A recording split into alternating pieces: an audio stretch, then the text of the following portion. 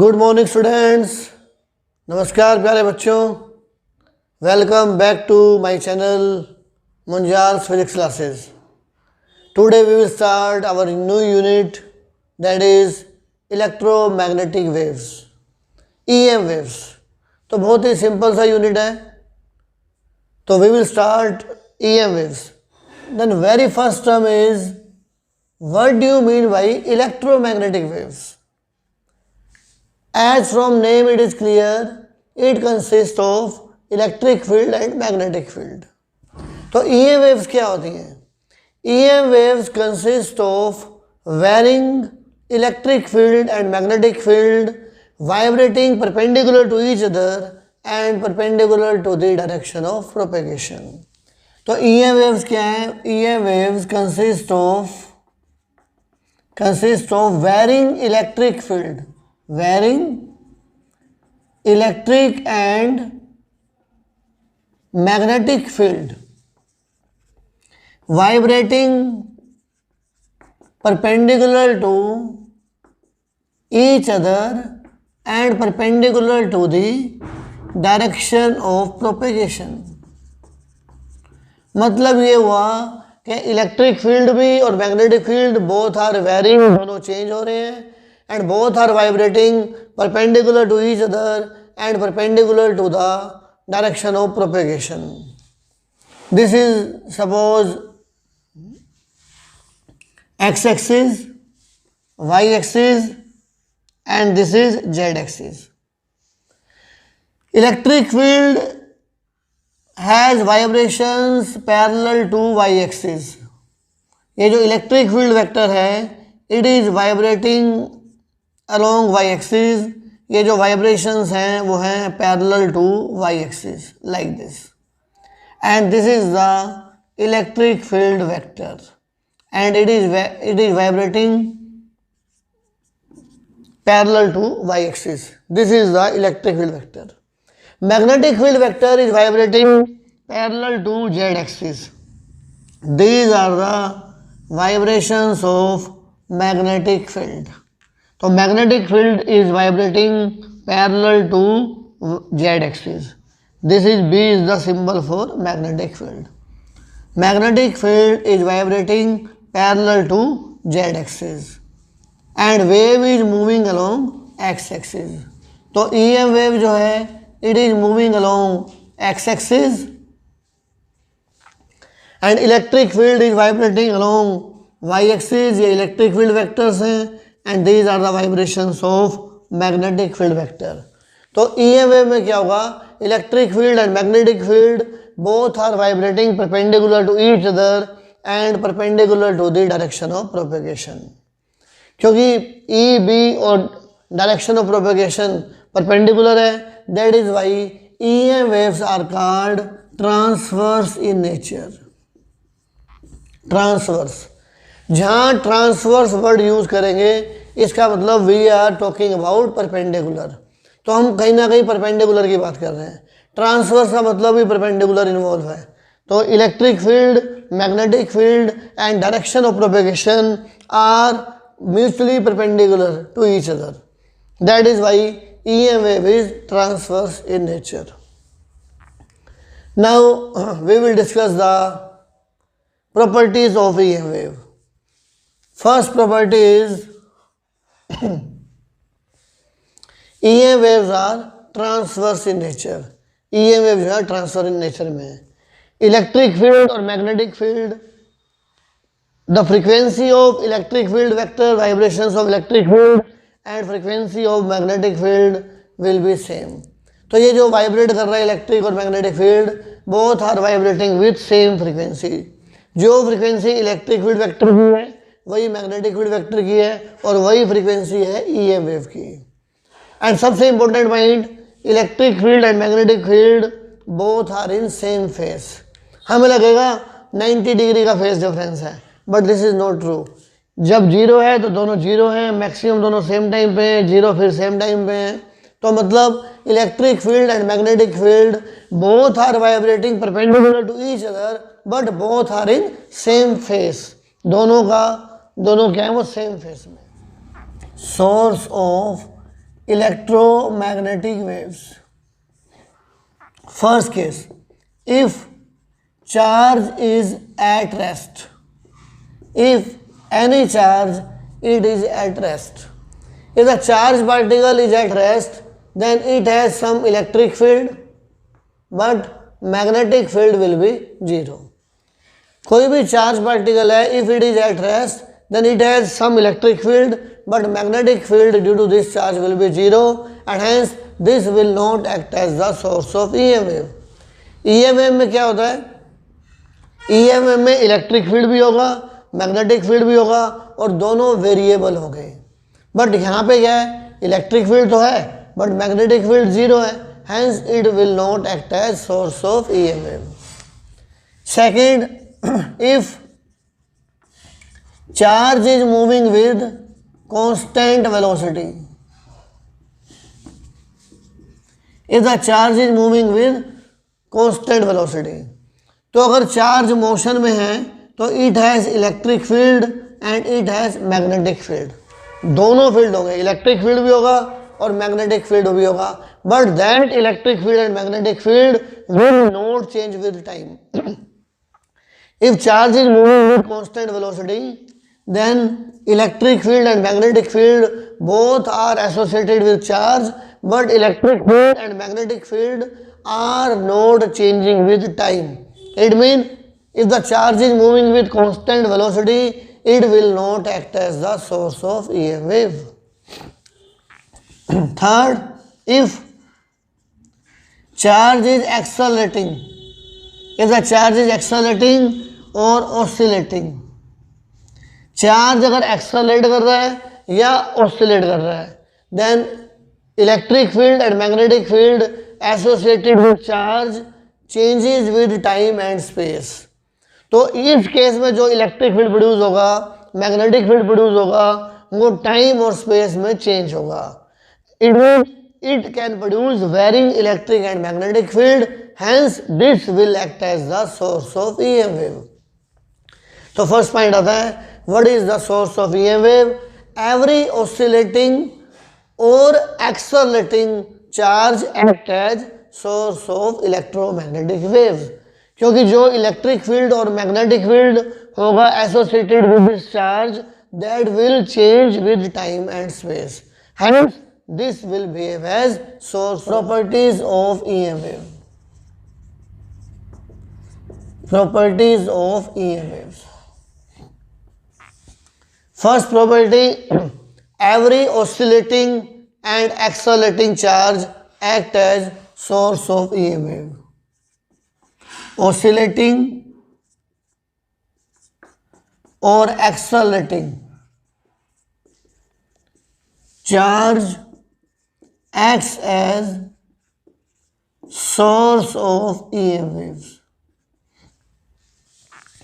Second, EM waves are transverse in nature. EM wave क्या है? Transverse in nature. अभी हमने डिस्कस किया है. Electric field, magnetic field are mutually perpendicular to each other and perpendicular to the direction of propagation. And speed of EM wave, speed of EM wave is c is equal to 1 by under root mu naught epsilon naught, that is 3 into 10 power 8 meter per second. The speed of EM wave is 1 by under root mu naught epsilon naught, where mu naught is called permeability of free space and epsilon naught is called permittivity of free space. तो ये formula numericals में काम आने वाला है, याद रखना. c is equal to 1 by under root mu naught epsilon naught. The speed of EM wave is 3 into 10 power 8 meter per second. Speed of EM wave depends on nature of medium. Nature of medium पर depend करेगा. It does not depends upon magnitude of amplitude of electric field and magnetic field. यानी जो EM wave की speed है, it does not depends upon amplitude of electric field and magnetic field, but it depends on nature of medium. Speed of EM wave is less than c in dielectrics. Dielectrics में क्या होता है, dielectrics क्या होता है, एक type के इंसुलेटरी होते हैं, यानी कि in case of dielectrics the speed of EM wave is less than C, speed जो है वो सी से कम होगी. EM wave do not require any medium for their propagation. Next property है EM waves do not require any medium for propagation. उनको medium की requirement नहीं है, बट अगर मीडियम चेंज होगा तो स्पीड में चेंज, तो स्पीड जो है वो चेंज हो जाएगी. तो EM waves do not require medium for their propagation. And next point is energy of EM wave is equally distributed between electric field and magnetic field. ये जो इलेक्ट्रिक फील्ड और मैग्नेटिक फील्ड है, energy जो है EM wave की that is equally distributed between electric field and magnetic field. And phenomena of optics, जैसे अभी मैं नेक्स्ट यूनिट में कराऊंगा पोलराइजेशन. जो ऑप्टिक्स के फिनोमिना है that is explained by electric field vector only. That is why this is called optic vector और this is called light vector. Light vector मतलब क्या है इसका, कि जो ऑप्टिक्स के फिनोमिना है, अब लाइट जो है it is the form of EM wave. Light भी इलेक्ट्रोमैग्नेटिक वेव ही है, but our eyes are sensitive towards electric field only. हमारी जो आईज हैं वो मैग्नेटिक फील्ड के लिए सेंसिटिव नहीं है, सिर्फ इलेक्ट्रिक फील्ड के लिए ही सेंसिटिव है. That is why phenomena of optics are explained by only electric field. That is why electric field vector is called optic vector और लाइट वेक्टर. नेक्स्ट है EM waves are neutral having no charge. EM waves के पास कोई charge नहीं है, these are neutral. And EM wave are not deflected by electric field and magnetic field. जो EM waves हैं they are uncharged and hence not deflected by electric field and magnetic field. And these are the few properties of electromagnetic waves. एक formula और आएगा आपका, मैं advance में बता देता हूँ. एक तो फार्मूला है C = 1/√μ0ε0. एक C का फार्मूला होता है E0/B0. E0 amplitude of electric field and B0 amplitude of magnetic field. But speed of light does not depend upon E0 and B0. इसकी रेशो है हमेशा सेम रहेगी, दैट इज 3 × 10⁸ मीटर पर second. तो E0 change होगा तो B0 भी change हो जाएगा, but C will not change. तो C का फार्मूला E0/B0 भी याद रखना है और C का फार्मूला 1/√μ0ε0 भी याद रखना है. तो ये दोनों फार्मूले न्यूमेरिकल्स में हमारे काम आएंगे. Production of electromagnetic waves. अभी तक मैंने एक पॉइंट डिस्कस किया था सोर्स ऑफ EM वेव. उसका मतलब क्या है, every oscillating charge particle act as source of electromagnetic wave and energy of electromagnetic wave is due to the kinetic energy of oscillating charge. जो oscillating charge है उसकी जो kinetic energy है that is responsible for the energy of electromagnetic wave. For example, for EM wave is significant. EM wave is significant if range of oscillation is comparable to wavelength of EM wave produced. यानी कि वही wavelength induce होगी, produce होगी, which is comparable to the range of oscillation. जो charge particle किस distance तक vibrate करेगा that is comparable to the wavelength of EM wave. For example मतलब क्या इसका, if you want to produce frequency of 100 hertz, if you want to produce EM wave of frequency 100 hertz, तो lambda क्या होगा इसका, C/ν 3 × 10⁸ upon ν 100, 3 × 10⁶ metre मतलब ये हुआ 3000 किलोमीटर। सिंपल लैंग्वेज में मीनिंग है, if you want to produce EM wave of 100 hertz then range of oscillation should be comparable to 3000 kilometre. तो range of oscillation should be comparable to 3000 kilometre. तो मतलब ये है, electromagnetic radiations are significant if distance to which the charge oscillate comparable to the wavelength of radiation. तो range जो है वो 3000 kilometre होनी चाहिए, देन 100 हर्ट्ज की फ्रीक्वेंसी इंड्यूस होगी। और इतनी बड़ी लैब बनाना पॉसिबल ही नहीं है ताकि चार्ज पार्टिकल उसमें ऑसिलेट करे, and hence this is not a practical method for producing EM wave. Suppose मुझे 1000 हर्ट्ज की EM वेव प्रोड्यूस करनी है, तो यहाँ 1000 कर दो, तो यहाँ क्या बन जाएगा 10 पावर 5, यहाँ बन जाएगा 300 kilometre. Even then it is not possible. अगर मैं 10,000 हर्ट्ज की EM वेव प्रोड्यूस करूँगा तो आंसर क्या बन जाएगा यहाँ पे 30 किलोमीटर। अगर मैं 1 लाख हर्ट्ज की EM वेव प्रोड्यूस करूँगा तो range of oscillation should be 3 kilometre, and practically this is not possible to maintain such long lab, hence this is not a lab method for producing electromagnetic waves। तो ये ideas हैं कि how EM waves are produced। Next is, अब question है कि how can EM wave are produce in lab. अब lab में EM wave कैसे प्रोड्यूस होंगी, this is not a lab method. तो लैब में EM wave प्रोड्यूस करने के लिए आया हर्ट्ज एक्सपेरिमेंट। ये हर्ट्ज एक्सपेरिमेंट सिलेबस से डिलीट हो चुका है, बट क्योंकि ये कंटिन्यूटी में आएगा, सिंपल सा टॉपिक है, तो मैं आपको करवा रहा हूँ Hertz experiment. This is called Hertz experiment to produce electromagnetic wave. तो EM वेव प्रोड्यूस करने के लिए हर्ट्ज एक्सपेरिमेंट हमें डिस्कस करना है। तो सिंपल सा एक्सपेरिमेंट है, these are the 2 parallel plates made up of zinc और कॉपर। ये प्लेट्स हैं, जिंक की हो सकती हैं और कॉपर की हो सकती हैं। These are the 2 plates separated by a distance of 60 centimetre. Zinc और कॉपर की प्लेट्स हैं, ये प्लेट P ले ली, ये Q ले ली, and these are separated by a distance of approximately 60 centimetre. तो यहाँ पे एक सफ़ियर है S1, highly polish spheres S1 and S2 connected to plates with the help of copper wire. इस कॉपर वायर की हेल्प से ये S1 S2 सफ़ियर्स कनेक्टेड हैं to plates, and these are the highly polished spheres, and S1 and S2 are connected to each other with the help of induction coil.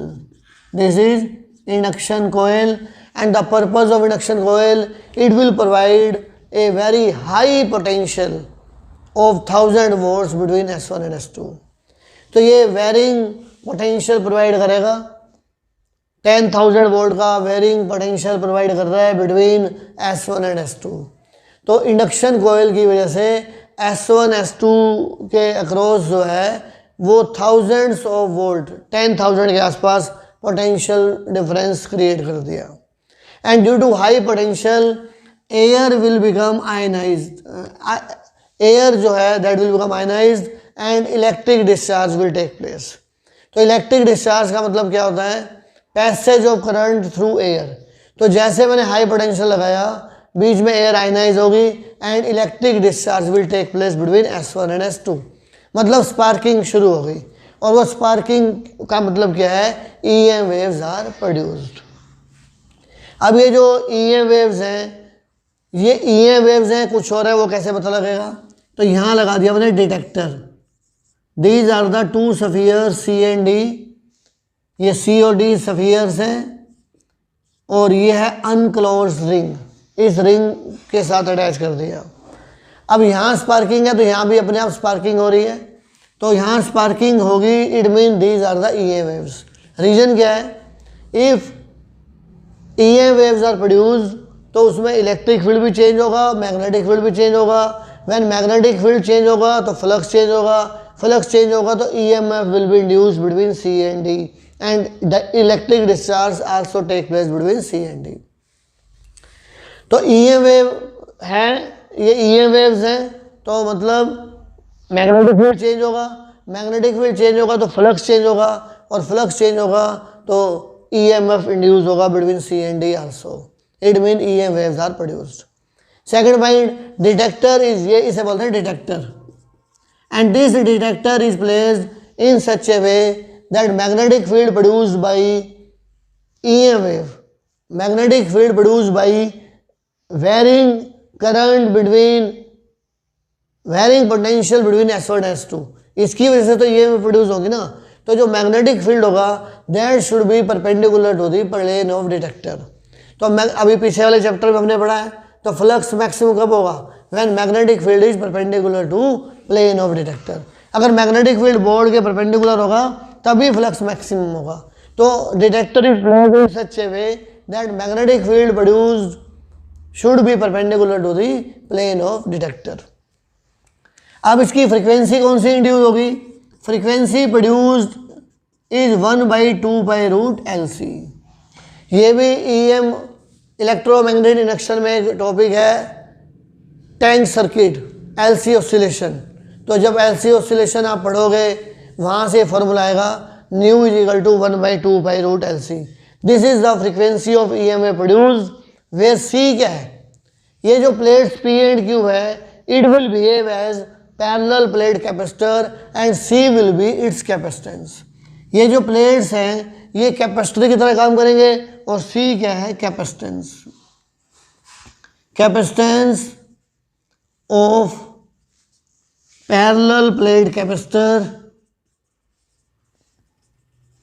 Formed by plates P and Q। और L क्या है, inductance of connecting wires. ये जो copper wire है इसकी जो inductance है that is called L। L is the inductance of connecting wire, inductance of copper wire. तो यहाँ वैल्यू पुट करो and frequency of EM wave will be 1/2π√LC। तो by changing L and C we can produce EM wave of any frequency. So this is the Hertz experiment for producing electromagnetic waves. Watch this video lecture 2-3 times and do homework and subscribe my channel. Thank you. God bless you all.